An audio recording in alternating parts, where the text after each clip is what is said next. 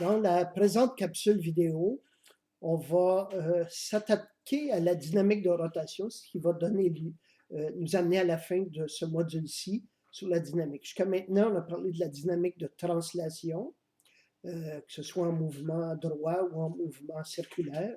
Maintenant, ça va être la dynamique de rotation d'un corps autour d'un axe dont on va parler. Et voici.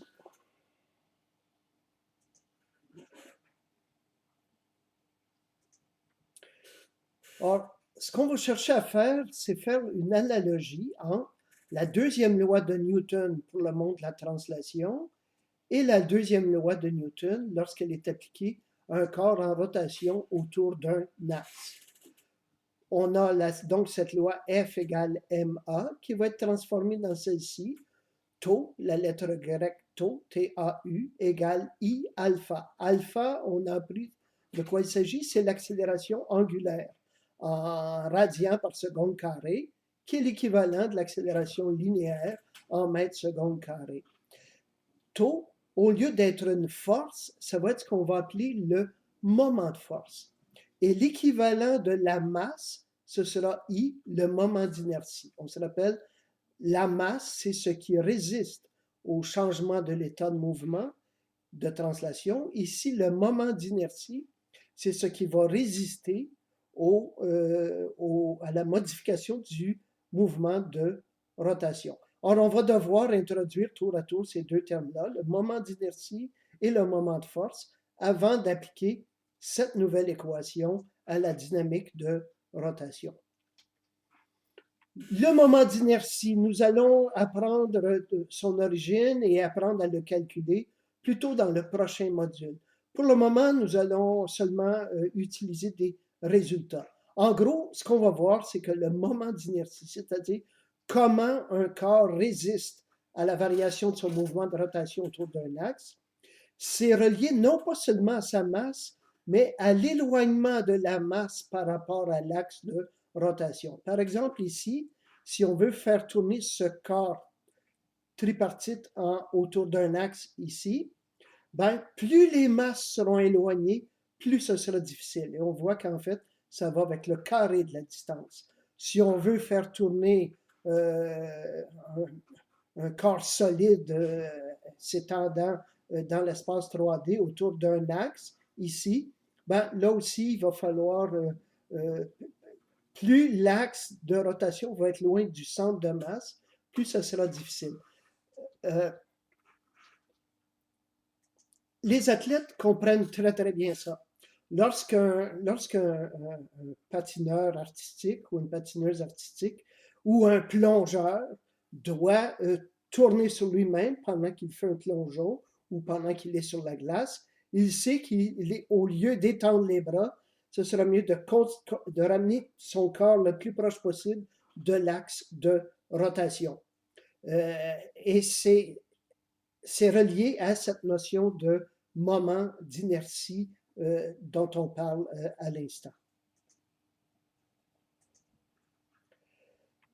Donc, je disais que pour le moment, on ne va pas apprendre à le calculer, mais on va apprendre à l'utiliser. Les unités vont être des kilogrammes par mètre carré. Et au prochain module, on va apprendre à en calculer. Les ingénieurs en mécanique ont des handbooks pleins de formules.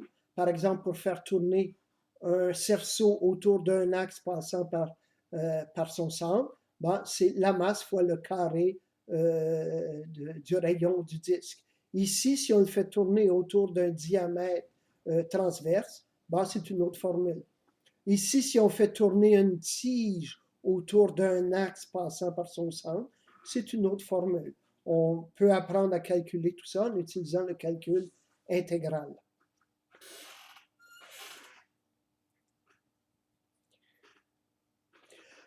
Maintenant qu'on a parlé du moment d'inertie, on va introduire la notion de moment de force. De la même manière que la force est ce qui change le mouvement de translation, le moment de force, c'est ce qui va faire changer le mouvement de rotation. Par exemple, ici, on a un pivot, on a une poutre. D'un côté, on a une pierre et de l'autre, on va appliquer une force. Nous savons tous, par intuition, depuis qu'on est très petit, que si je veux déplacer ce corps-là, il sera préférable d'appliquer ma force le plus loin possible de l'axe de rotation. Je ne viendrai pas déposer ma force ici. C'est ce que Archimède disait, donnez-moi un levier et je soulèverai le monde, qui avait vraiment fait l'analyse du levier. Donc, le moment de force, ce ne sera pas seulement une force, ça va être une force appliquée à une distance, donc avec un bras de levier. Maintenant, il y a un autre principe important. Mettons que cette poutre-là peut tourner autour de l'axe qui est ici. Donc, la poutre peut tourner dans cet axe-là.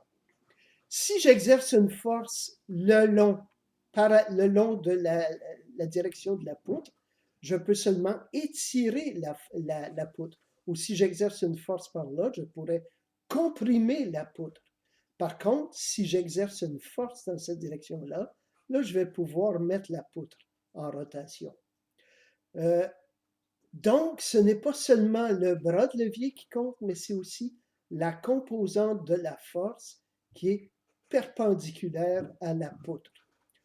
On réunit ceci dans un produit qu'on appelle le produit vectoriel, mais nous n'appliquerons pas le produit vectoriel. La seule chose qu'on va vouloir savoir, c'est la grandeur du moment de force, qui va être la distance, donc le bras de levier. F sin θ, c'est la composante de la force qui est perpendiculaire à la poutre. Et on va se donner une convention de signe. Quand ça va tourner en sens anti-horaire, ce sera positif. En sens horaire, ça serait négatif. Je vais discuter quelques exemples d'application. D'abord, à l'exemple 12.1, en page 380 de votre manuscrit, on nous demande de calculer le moment de force, par exemple, d'une personne qui tiendrait une clé pour visser ou dévisser un boulon, un écrou. Ici, on le calcule. La force est appliquée à 16 cm par rapport à l'axe de rotation et elle est avec un angle de 110 degrés par rapport à la poutre. Alors, si je reviens à ce qu'on doit faire ici, l'angle, c'est toujours l'angle entre le prolongement de la poutre et la force. Donc, on fait comme si on prolongeait la poutre et on prend cet angle-là entre le prolongement de la poutre et la force. Dans le cas de notre clé, le moment de force, l'angle est donc celui-ci entre le prolongement de la clé et la force. Ça donne 110 degrés. La distance, 16 cm. La force appliquée, 150 newtons. L'angle, sinus 110. Et la réponse est moins 22,6. Pourquoi moins 22,6 Nm? Parce qu'on définit le sens horaire comme étant négatif. On va maintenant regarder un exemple d'application du moment de force. Le moment de force, s'il y avait plusieurs forces appliquées au même corps, le moment de force résultant, c'est la somme des moments de force individuels en tenant compte des signes horaires ou anti-horaires. Je vais donc aller regarder, résoudre l'exercice E6 en page 415 de notre manuscrit.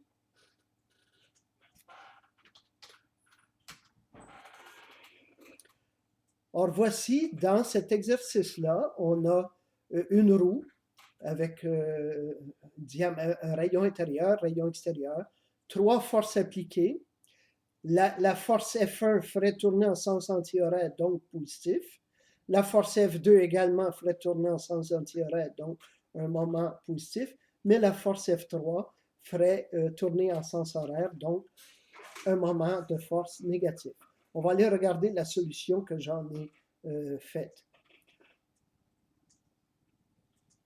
Or ici, on a nos trois forces, F1, F2, F3, se rappelant du fait que l'angle qui compte, c'est l'angle entre le prolongement du rayon et la force. Alors, c'est cet angle ici qu'on regarde.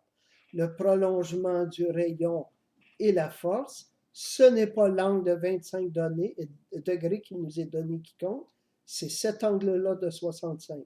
Ici, le prolongement de R2 et la force, ce n'est pas l'angle de 70 degrés qui nous est donné, mais le complément sur la ligne droite, donc 110 degrés, le prolongement du rayon et la force. Si on regarde les trois moments de force, taux 1 fait tourner en sens antihoraire, d'où positif. Taux 2 ferait tourner en sens antihoraire, positif, mais taux 3 ferait tourner en sens horaire, d'où négatif. On introduit les chiffres en tenant compte des bons angles, tels que je les ai décrits, et on trouve la réponse du manuel qui est 1,023 Newton-mètre. On va maintenant retourner à nos diapos pour voir cette fois une application de ce qu'on vient de voir à un cas de dynamique. On a donc deux enfants sur une balançoire et on va aller lire l'exemple dans le manuscrit à la page 386. Bon, on s'amuse au parc, on a deux enfants sur une balançoire qui est un madrier de bois de masse 20 kg, de longueur 3 mètres. Un garçon est assis 1,40 m à gauche du pivot et une fillette assise à 1,20 m du pivot. Et à ces instants-là, les forces appliquées sont telles qu'indiquées ici. La force F1 est à 90 degrés. La force F2 par rapport à l'angle est à 90 degrés plus l'angle θ qui est égal à 20 degrés. Alors, on va aller regarder la solution complète de l'exemple. On doit calculer les deux moments de force. Il y a taux 1 qui était en sens anti-horaire et taux 2 qui est en sens horaire. On entre les chiffres, on les calcule et on trouve que le résultat est un moment de force horaire, donc négatif. Maintenant, on doit calculer l'accélération angulaire. Or, on a notre équation, le taux net qu'on vient de calculer, moins 6 Nm, égale I alpha. On veut calculer alpha. La poutre, peut être vue comme une tige et on essaie de tourner autour du centre de la tige. Selon le tableau 11.3, le moment d'inertie serait 1/12e de la masse de la poutre fois le carré de sa longueur. Donc 15 kg mètre carré. On introduit ça dans notre équation ici et on trouverait alpha qui est en radians par seconde au carré. Juste pour s'assurer qu'il s'agit bien de radians par seconde carré, on va ouvrir un peu ces unités-là. Le Newton, c'est kilogramme mètre par seconde carré. Newton mètre, les mètres sont ici. Au dénominateur kilogramme mètre carré, on voit que les mètres carrés s'annulent, les kilogrammes s'annulent et il reste des 1 par seconde carré. Ce sont bien des radians par seconde au carré. On va maintenant revenir à nos diapos. Et on vient de terminer le chapitre 7, la dynamique, le module de dynamique, ce qu'on se gardait la possibilité de faire à l'examen. Je vais cependant prendre quelques instants pour vous amener sur une partie qui ne sera pas couverte dans cette session ici, mais qui aurait été la statique.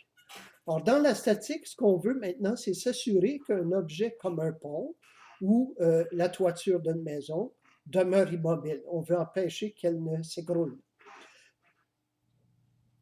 Si on demandait seulement que la somme des forces soit 0, ça ne nous permettrait pas de résoudre complètement le pont, puisqu'on pourrait imaginer le pont pourrait être en mouvement à vitesse uniforme. La somme des forces serait 0, mais ça ne garantirait pas le côté statique du pont. On doit rajouter une force. Un calcul, c'est que non seulement la somme des forces dans tous les axes doit être zéro, mais également la somme de tous les moments de force doit être zéro.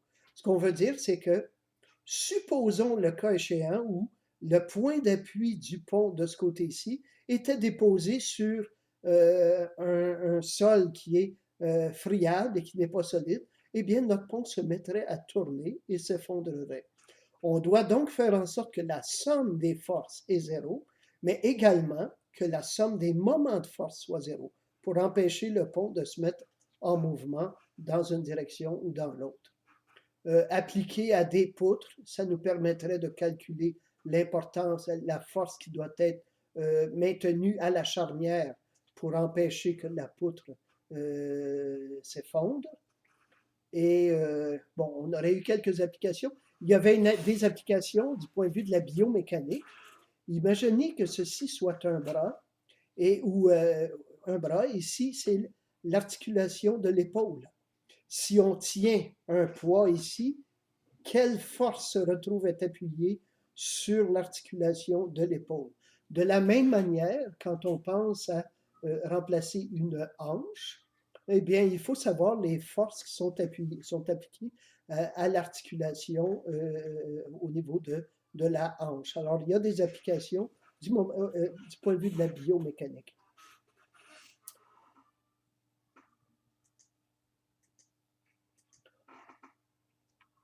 Or, ceci complète donc le module sur la dynamique. Et je vous laisse continuer, retourner à vos études.